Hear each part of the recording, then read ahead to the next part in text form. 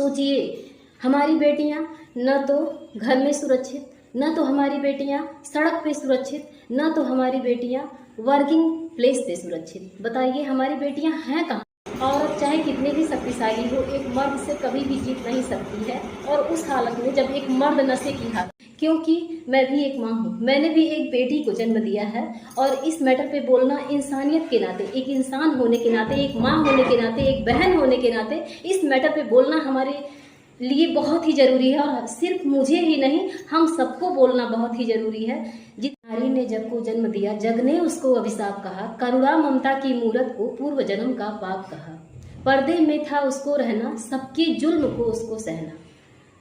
दोस्तों, ये बातें बोलते हुए मेरी जबान लड़खड़ा जा रही है, मैं बोल ही नहीं पा रही हूँ। जो कि हुआ है, जैसा हुआ है, आप लोग सभी लोग जानते हैं, सभी लोग भलीभूत परिचित हैं कि क्या हुआ है। जब हमारे समाज को, जब हर एक व्यक्ति को बोलने की ज़रूरत होती है तो हमारा ये समाज जो है ना, सब लोग एकदम चुप हो जाते हैं, साइलेंट हो जाते हैं। जबकि अगर जन जन आवाज़ उठाए तो ऐसा क्राइम होने से, इतना दुष्कर्म होने से हमारी बेटियां बच जाएं। लेकिन ऐसा नहीं हो रहा है, सब लोग बस एकदम से चुप्पी साध के बैठे हुए हैं। सोचिए, हमारी बेटियां न तो घर में सुरक्षित, न तो हमारी बेटियां सड़क पे सुरक्षित, न तो हमारी बेटियां वर्किंग प्लेस पे सुरक्षित। बताइए हमारी बेटियां हैं कहाँ सुरक्षित? ये सोचने वाली बात है, इस बात पे गौर करने वाली बात है। और सब लोग ये कह रहे हैं कि माँ क्या बोल रही है, माँ कैसे बोल रही है, माँ क्या कहेगी? माँ को आवाज़ उठाना चाहिए, माँ को ये आवाज़ उठाना चाहिए। अपराधी तो अपराधी होता है, चाहे वो बेटा हो, चाहे वो भाई हो, चाहे वो किसी का अपना हो, चाहे वो दूसरा हो। अपराध तो अपराध होता है, इसलिए अपराध को बढ़ावा कभी भी नहीं देना चाहिए, अपराधी का साथ कभी भी नहीं देना चाहिए। और जिस लड़की के साथ ऐसा घटना हुआ, ऐसा दुष्कर्म हुआ जो सोच करके रूह तक कांप जा रहा है, जिस लड़की को तार तार कर दिया गया, मिनटों नहीं लगा, उस हबसी दरिंदे को क्या कहा जाए कि जो एक जानवर भी ना करे। उस इंसान के नाम पे वो तो कलंक का टीका है। दोस्तों, आप लोग खुद महसूस कर रहे होंगे, जिसके अंदर भी इंसानियत है वो महसूस कर रहा होगा। और सब लोग ये सोच रहे होंगे इस मैटर पे इनको बोलने की क्या आवश्यकता है। बोलने की आवश्यकता है क्योंकि मैं भी एक बेटी की माँ हूँ, तो इसलिए इस मैटर पे हर एक माँ को बोलने की आवश्यकता है, हर एक बहन को बोलने की आवश्यकता है, हर एक औरत को बोलने की आवश्यकता है, क्योंकि कहीं ना कहीं औरत कलंकित हुई है। सोचिए उस परिवार पे इस समय क्या गुजर रहा होगा। घर घर खुशियाँ मनाई जा रही हैं, रक्षाबंधन का दिन है आज, इतना बड़ा त्यौहार है। उस भाई के ऊपर क्या बीत रहा होगा जो सोच रहा होगा कि मेरी बहन आएगी, मेरी कलाई पे राखी बांधेगी। सब लोग तो रक्षाबंधन की खुशियां मना रहे हैं। आप सभी को रक्षाबंधन की हार्दिक शुभकामनाएं। ऐसा कलंकित बेटा किसी के माँ के कोख में जन्म न ले, भले ही वो माँ, वो औरत, एक औरत बाज हो जाए वो मंजूर है, लेकिन ऐसा कलंकित बेटा किसी की माँ के कोख से जने ना, पैदा ना हो। तो दोस्तों, आगे की बातें आप लोगों के सामने हम बढ़ाते हैं। आप सभी का स्वागत करते हैं रंजना की दुनिया में। कैसे हैं आप सभी? आई होप आप सभी अच्छे होंगे। स्वस्थ रहिए, सुरक्षित रहिए और आप सभी बहनें सतर्क रखिए, क्योंकि ऐसे हबसी दरिंदे पग पग पे आपको मिलेंगे। इसी समाज से ये पनपते हैं, इसी समाज में वे बढ़ते हैं और इसी समाज से इनको बढ़ावा मिलता है। कहीं और से ये पैदा नहीं होते हैं। बस ये जो हमारा दूषित समाज है ना, यहीं से ये पैदा होते हैं, यहीं से अपने परिवार से वो पलते हैं, बढ़ते हैं और यही समाज के लोग। बताइए, जिस लड़की को इतनी बड़ी दुर्घटना हुई, इतना बड़ा दुष्कर्म किया गया जिसके साथ, इतनी ऐसे हैवानियत का शिकार बनी वो कि उस शब्द का नाम लेते समय मैं नाम ले ही नहीं पा रही हूँ। अंदर से आत्मा तक झकझोर जा रही है। मतलब सुन करके भी, अगर ऐसा वीडियो सामने आ रहा है तो सुन करके भी और बोलते समय बोलने की हिम्मत नहीं हो पा रही है। सोचिए उन परिवार वालों पे क्या बीता होगा। और क्यों हमारे देश का कानून क्या कर रहा है? कानून अंधा है? आखिर क्या है प्रतिक्रिया, क्या हो रही है? इतने दिन क्यों लग गए? जिस लड़की के साथ इतना बड़ा अन्याय होने में मिनटों नहीं लगा, उस लड़के को न्याय मिलने में इतना देर क्यों हो रहा है? इस बात पे गौर करने वाली बात है, विचार करने वाली बात है और ध्यान देने वाली बात है। सब लोग ये कह रहे हैं कि अपना चीर खुद बचाना होगा।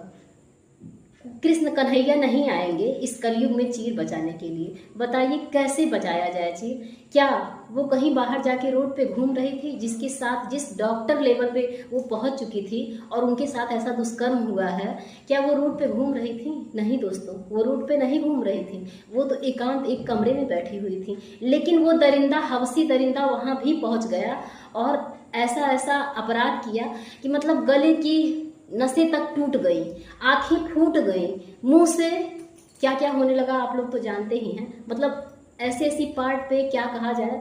वही तो कह रहा है कि नाम लेते समय जबान लड़खड़ा जा रही है, रुआं तक कांप जा रहा है, पैर पे चोट आया, पेट पे चोट आया, कहाँ कहाँ इतनी हैवानियत, हैवानियत की सारी हदें पार हो गई थी दोस्तों।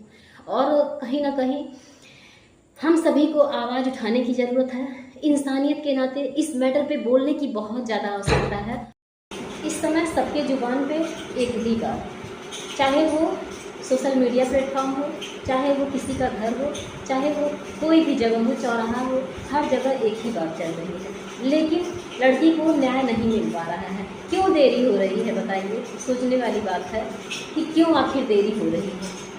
तो यहाँ पे दोस्तों बात मैं ये करना चाहती हूँ आप लोगों से कि सब कुछ क्लियर है, पूरी तरह से सब कुछ साफ है कि आखिर मैटर क्या था। उस दिन जूते पे खून का निशान भी मिला, ये पता भी है कि जुर्म किसने किया है, अपराधी कौन है, फिर भी इतना टाइम लग रहा है, इतना समय लग रहा है। हर जगह से हर एक न्यूज़ वाले, हर एक जो भी चैनल वाले हैं, सब लोग सुर्खियाँ बिटोर रहे हैं। जितने लोग उतनी तरह की बातें कर रहे हैं। कुछ लोग ये कह रहे हैं कि गैंग, एक लोग के बस की बात नहीं थी, ऐसा क्राइम करना, इतना बड़ा जुर्म करना एक लोगों की बस की बात नहीं है, ये कई लोग मिलके किए हैं।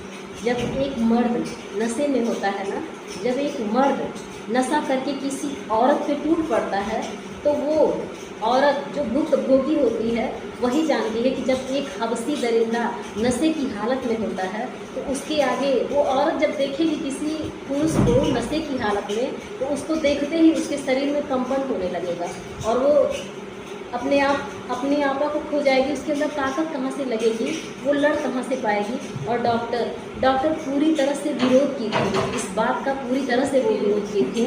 आप लोग भी जानते हैं कि वो जो राय साहब हैं, बड़े महान व्यक्तित्व लेकर के आए हैं, वो क्या किए थे, वो सबूतों के द्वारा पता चला है कि वो क्या करते थे, किस चीज़ की उनको लत थी।